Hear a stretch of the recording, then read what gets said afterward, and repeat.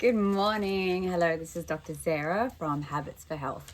Today I wanted to talk about what it means to either chase dopamine or serotonin in your brain. You may have heard these two terms before. So they are both types of neurotransmitters, both found in the brain, and serotonin is also found in the gut primarily. So when we feel good about things, these are the two primary neurotransmitters that we're going to experience within our brain.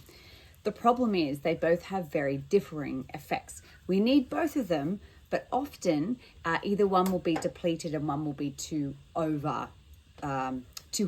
Okay, so basically, dopamine is the neurotransmitter that we release when we feel instant pleasure or instant gratification about something. It's our reward-seeking system. Okay, it has the potential to be very addictive, and this is where lots of addictions come from and based around this neurotransmitter. Serotonin is not addictive, okay, and it's very much more based around happiness, contentment, delayed gratification. Okay, so basically, if you're thinking about what you're seeking in something or what you're experiencing, a good way to think about it is to think, what are you actually experiencing in that moment? Are you trying to experience a short-term gratification, or are you experiencing more of an ethereal, long-term contentment or happiness?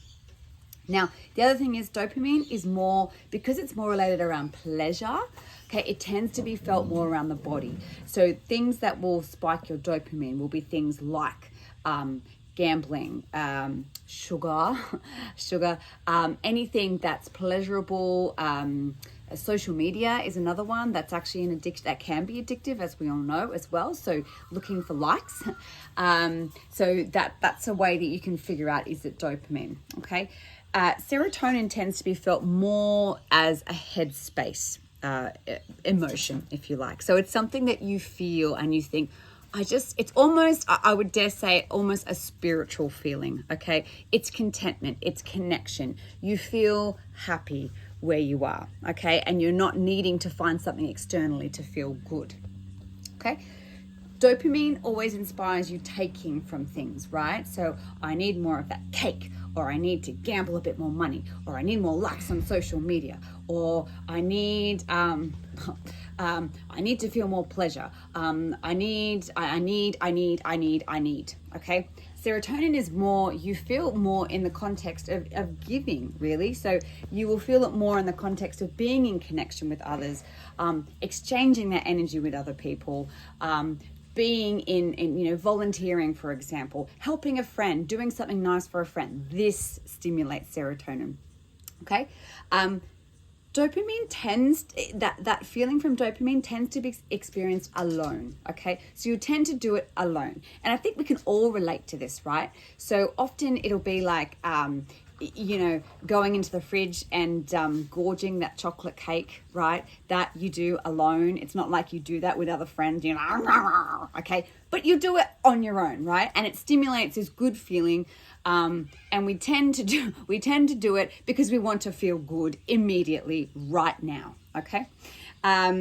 Generally, serotonin will be experienced in the context of connection, of relationships, of being with other people, okay? So it's another good reason. So if you're chasing something, or you're chasing food, or you're opting not to spend time with friends and rather stay home and binge watch TV, binge watch social media, have a whole stack of, food, chocolate, whatever it is that you're going to have, you're probably chasing dopamine, okay? Good way to think about it. So dopamine makes the brain think, I feel good, I need more. Okay, so you're more.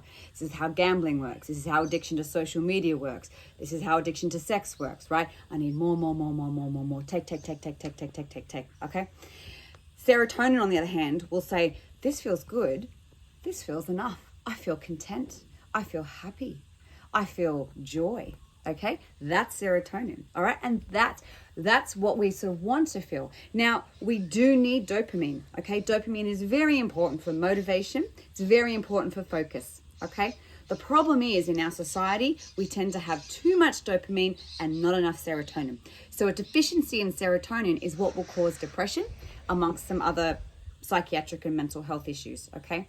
So generally most people will be deficient in serotonin, okay? And they will usually have too much dopamine, all right? You can get other disorders where you have too little dopamine in different areas of the brain, but that's a completely different context. What I'm talking about is dopamine in a very specific area, which is the pleasure reward system, okay? So too much dopamine will lead to addiction. And I know some of you are sitting there and your ego is saying, I'm not addicted. I don't have addictions to anything, Sarah. Like, don't be ridiculous. And I would argue with you, well, you probably do, but it's probably not to like sugar, or maybe it's not to gambling, but you might have an addiction to shopping, right? You know, when you go and you buy the clothes and you pay for the credit card and you swipe it and you're like, ooh, okay, that's a dopamine hit. Okay, it might be binge watching something on Netflix and you go, what, that's not an addiction? Well, yeah, it's getting a dopamine hit. Okay, dopamine hit, dopamine hit, dopamine hit. Okay, the best way to find out if it's dopamine or serotonin is ask yourself, if there was something in front of you which you were about to do and it was taken away from you, how would you behave? Okay, if it's serotonin based, you're fine. You're fine. Oh, that's okay. No worries. Oh, we have to cancel, dinner tonight. No worries. All good. Or, we have to go to a different place or a different restaurant. No worries. If it's dopamine, okay, you will know, okay, because you will start behaving like a very angry child, okay, and start to get very impulsive and irritable and, oh my God, what do you mean? Oh, where's my chocolate cake? What happened to my cake? No, I need it now. Okay, that's dopamine, all right? That, now, you won't do that probably, hopefully not as an adult, but you see this in children, okay? You watch what you do when you take something away from a child that they are addicted to. Take away their iPad, take away their lollies, take away their chocolate milk, whatever it is. Take it away from a child and see what they do. Okay, so I hope that helps to make a bit more sense about dopamine and serotonin. That's a very, very basic overview. I'm happy to discuss that with anyone that wants to have a chat. But that's a really good way to figure out, are you chasing dopamine or serotonin? Okay, that's Dr. Sarah out.